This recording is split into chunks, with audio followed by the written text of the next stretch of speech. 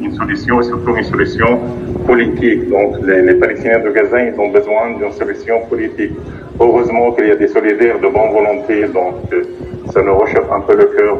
J'ai suivi depuis 2 heures donc, en direct ce rassemblement très intéressant et donc c'est le seul moyen pour nous d'avoir un soulagement, c'est le soutien politique et moral de solidaires de bonne volonté comme vous, aujourd'hui à Paris, dans les halls, à Châtelet, donc j'espère qu'il y aura d'autres manifestations. Malheureusement, la communauté internationale officielle est complice et on a vu les organisateurs, les responsables sportifs de Tour de France, ils ont invité l'apartheid à leur port. Il y a beaucoup de cyclistes à Gaza, il y a beaucoup de footballeurs, il y a beaucoup de sportifs à Gaza qui ont perdu leurs jambes, leurs pieds lors de la marche de retour donc, par les soldats israéliens. Et donc personne ne parle de ces impliqués. Donc on invite donc, les Israéliens à des compétitions. Donc c'est pour cela le boycott, le BDS, c'est un élément très important. Les rassemblements, donc les Palestiniens de Gaza résistent. C'est pas la première fois, mais ça fait plus de 13 ans que les Palestiniens de Gaza affrontent cette situation dramatique.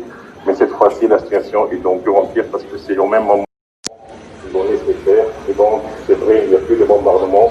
Il y a une certaine amélioration dans la fourniture d'électricité et de carburant à Gaza, mais les drones, ils n'ont jamais quitté la bande de Gaza et ça, c'est pas.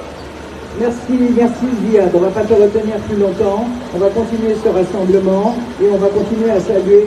Si vous avez des questions, avec qui je suis là. Moi, j'apprécie beaucoup votre rassemblement, votre solidarité. Non, il ne reste seulement vous. Les solidaires, c'est avec plaisir que je réponds à vos questions. Alors peut-être une dernière question.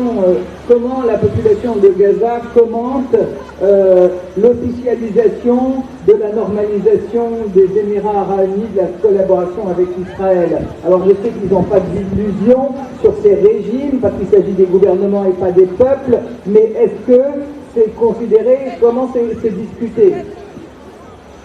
Écoutez, donc, les Palestiniens, ils n'ont jamais compté sur les régimes arabes, c'était des régimes... On t'entend pas bien là.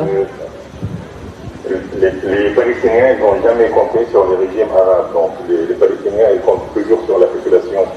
Or, la population arabe, elle est opprimée. Et cet nouvel accord entre les Émirats arabes et Israël, c'est une honte pour la cause arabe, pour la cause palestinienne. Cet accord, il va isoler de plus en plus les Palestiniens. C'est un message clair aux Palestiniens pour unir leurs efforts.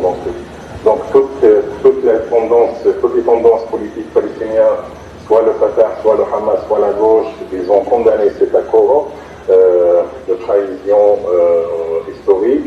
Mais je pense que cet accord, c'est une occasion pour les Palestiniens de finir avec la division, d'accélérer les efforts de la réconciliation, parce que malheureusement, cet accord, il a accéléré l'isolement des Palestiniens, et les Palestiniens de plus en plus sont isolés, soit à Gaza, soit en Cisjordanie. Et je pense que l'État colonial d'Israël est en train de profiter de ça pour continuer à agresser. Sachez, depuis le mois d'août, depuis le 13 août, depuis presque 2 semaines, depuis la signature de cet accord, il y a presque 13 Palestiniens qui ont été tués soit à Gaza, soit en Cisjordanie, par les forces d'occupation israéliennes. Et les Israéliens, ils ont accéléré le blocus sur Gaza, ils ont bombardé Gaza, ils ont interdit l'entrée de fuel et de carburant, ils ont fermé le seul passage. Et donc, en Cisjordanie, ils repriment les manifestations et l'écrasent les manifestations pacifiques populaires en Cisjordanie. Ils ont tué les pacifistes palestiniens qui manifestent contre la contestation de leur terre. Donc, et tout ça dans le regard de ces faits arabes. Donc, à mon avis, cet accord, c'est un message aux Palestiniens pour unir leurs efforts. C'est vrai, jeudi dernier, il y avait une conférence entre le Liban et Ramallah sur l'unification des sports, mais les Palestiniens attendent une solution, ils attendent un concret, ils attendent. Quand les Palestiniens aujourd'hui, ils veulent 3 choses, ils attendent 3 choses.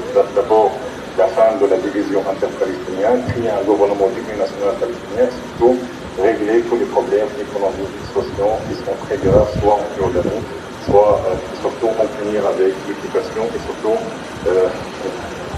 faire la pression contre la communauté internationale pour dénoncer et condamner l'occupation et pour reconnaître l'État palestinien et laisser les Palestiniens vivre finalement en paix et en liberté.